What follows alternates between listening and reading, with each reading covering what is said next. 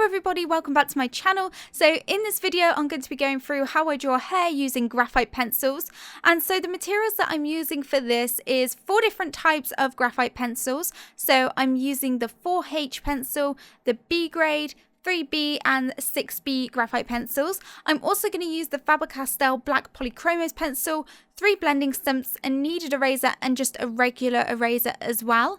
And so if you guys want to see a real-time version of this complete with voiceover so that you can follow along with me, then I have got the real-time version available for my patrons over on Patreon. So I'll leave a link to that in the description if you want to check that out. So anyway guys, let's get on with the tutorial. So the first thing that I did was I created the sketch, and I did this very lightly. And so the things that I include in my sketch are just the main outlines of the different clumps and sections of hair, but I also include a few individual hair strokes to show me the direction that that clump of hair is going in. And I also like to block in any important shadowed areas of hair as well, so I know where the shadows are. And then I jump straight into the shading process. So before I go through my method for actually shading the hair, I want to give you a few general tips of things you need to remember to do whilst you're drawing the hair. And firstly, that is to always keep your pencils nice and sharp. Throughout the entire process, you always need to remember to keep them sharp. And this will mean that your lines will stay much crisper, they won't go all fuzzy. So that's really, really important to get that nice defined sharp look. Also, when you're using your blending stumps, remember not to go back and forth with them, otherwise you'll get start and stop points. What you need to do is sweep it from one end to the other, and this will give you a really nice, soft, smooth look, but I'll show you that later on. And also just build your layers up from lightest to darkest. You don't need to go straight in with your dark pencils, and also you don't need to press super hard on your pencils either. Just build it up slowly and lightly, and it will look really, really good. You don't have to go in really hard straight away. There's just no need. But anyway, let's get into the shading process. So the first pencil that I like to use is the B grade pencil. And so what I'm doing is I'm just getting in the basic structures of the hair. I'm using more sort of layers on the shadowed areas, so straight away I know where those shadows are. And I apply less pencil to the highlighted areas. The lightest areas in this section of hair, I don't apply any graphite to, because when we blend it out, we will add value to them because it will sort of smudge some value onto those areas. But I'm not directly applying pencil to the lightest areas. So I also added some of the 3B pencil to darken up the shadows, and then I went in with that blending stump and I just blended that all out, and I went with the direction that the hair is going in, and I didn't go back and forth. I just kept sweeping it from one end to the other to avoid getting start and stop points. And so once I've blended everything out, I like to go in again with those 3B pencils and the 6B for the really dark areas. And I just keep building those shadowed areas until I'm happy with how dark they are. And once I'm happy with the shadows, I go in with an eraser and I've chopped this side of it so that I've got a really nice sharp edge. And I'm just using that to lift up some highlights. And I'm looking at the reference photo to see exactly where the highlights are. And I just sweep that eraser across the graphite and it lifts up really nicely to give me some really nice highlights. And then once I've done that, I like to use the blending stump to go over some of them to tone them down, but also I like to just add in any extra shadows that I need to. And then I move on to working on the next section of the hair, and I basically just repeat this technique and this process throughout the entire part of the hair now. I just want to get the base layer down on the whole of the hairstyle. So again, start off with that B grade pencil to get all of the main structures down of the hair, to block in where the highlights are and the shadows are. So I know where the highlights are because I'm not applying lots of graphite on those areas, and I apply more graphite onto the shadowed areas. As you can see, I'm always using line pencil strokes. I'm not going in circular motions like you would do with, say, skin. I'm always like using lines that flow with the direction of the hair. And I keep blending with that blending stump after each layer to make sure that it's really smooth, and also to add some value to those highlighted areas. I'm not using the eraser yet to pull up all of the highlights. I'm going to do that once I've got all of the sort of base layer done and down for the whole of the hair.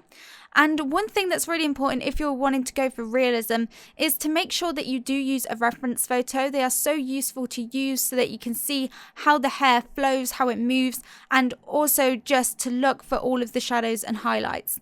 And one common mistake that a lot of people make when they're drawing hair is to try and draw every single strand in, whereas in reality you need to kind of look at it in terms of sections and clumps of hair rather than trying to draw just loads of individual strands.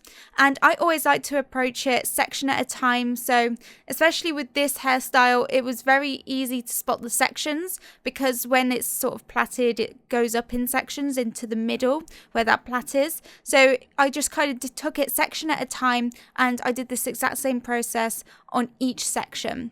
And so it's really important to just focus on it in terms of those clumps and those individual shapes rather than just trying to draw loads of different strands. Otherwise it won't look realistic and full, it will just look really, really flat.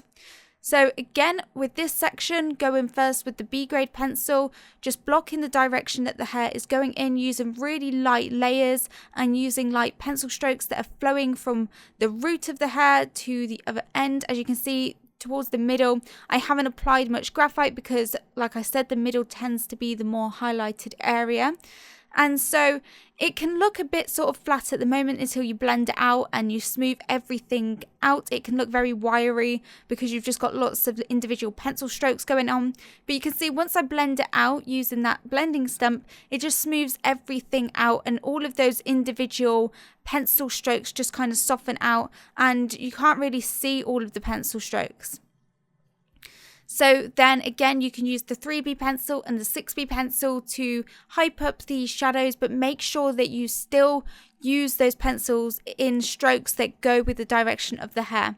It is so important to always follow the direction that the hair is going in and keep looking at your reference photo because the direction of the hair might keep changing, especially for this sort of bun part here. The direction of the hair kept swapping in different areas. So make sure that you keep referring to your reference photo to make sure you're going on the same sort of lines and you're on the right track. But the process is very sort of simple. It's not easy to do, but there isn't many steps to it. It's just use that B grade pencil, get in the basics, just kind of look at it in terms of shapes and really focus on getting the structure down, indicating where the shadows are and the highlights before you sort of lose them, because in my sketch I already sketched down where the shadows needed to be. So I wanted to make sure that I got those shadows down for the first layer that I did so that I didn't lose where they were. So this sort of burn area was more shadowed, so I applied more 3B and 6B pencil to those darkest areas. But even for the first layer, it's not as dark as I want it to be, so I just keep applying that graphite in layers until I get it nice and dark. So I'm just going over it with that blending stump. I used the eraser to pull up some basic highlights. And now I want to move on to adding the sort of second layer to the whole of the hair. Now I've got everything in, I know where the shadows are, I know where the highlights are, and I've got that basic structure down. It just comes down to just making those shadows darker and making the highlights pop more. I also worked on these bits of flyaway hairs towards the front of the hair, and to do this I used the 4H pencil because this is a lot lighter and it means that I can get some crisp lines, because if I was to use like the B grade pencil and tried to do it really lightly, my lines would just be really fuzzy. So I went in with the 4H pencil and I added some of the flyaway hairs towards the front of the hair as well. And now I'm moving on to working on the rest of the hair again, using that B grade pencil just to darken up some of those shadows and add a second base layer, and also just looking at that reference photo and really just building up those shadows, getting them as dark as they need to be. I'm using the 3B pencil now, and it is just about going over those same areas that you've already added graphite to, just to build up those shadows. Like, I've already got the shadowed areas down, I know where they are, so it's just a case of going back over them and darkening them up. And I also blend in between as well to soften out those pencil strokes so they're not so grainy and fuzzy. Just blend it all out so they're not so sort of harsh and defined. And then I just keep building it up until it's as dark as I want it to be. For those really dark areas, again, I use the 6B pencil. So the H pencils are like the lighter ones, and the higher number you get with the B grade pencils, the darker it kind of becomes. But also it becomes softer as well. So the lead becomes softer, which means you're probably more likely to get fuzzy looking lines. So try to keep it as light of a grade pencil as you can, but still managing to get those dark shadows.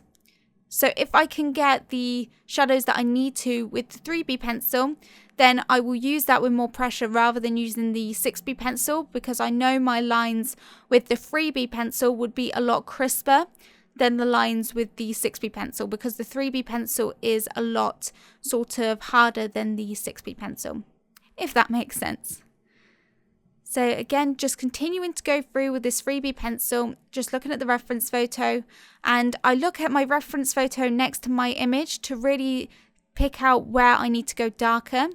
And what's really great about graphite is the fact that it is really easy to erase and to get those highlights. Like if you're using charcoal, it becomes much more difficult to erase.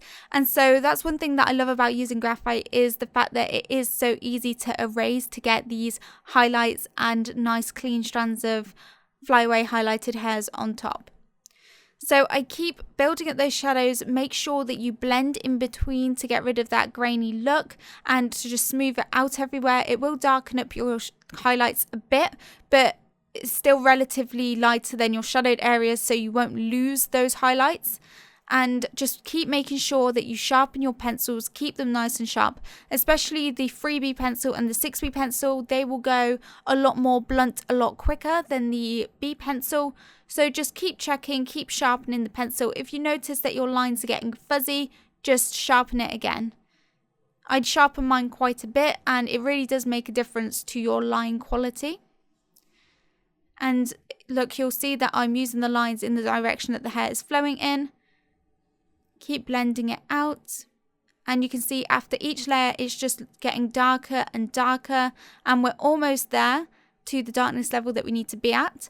And so now I'm pulling out all of the highlights using a tiny bit of just the eraser. It was just a normal eraser. I just chopped a bit off to get a clean edge, and I'm just going in the direction that the hair is going in to create those highlights. And as you notice, they all tend to be towards the sort of center part of each section, and this really just brings the hairstyle to life, really makes it pop.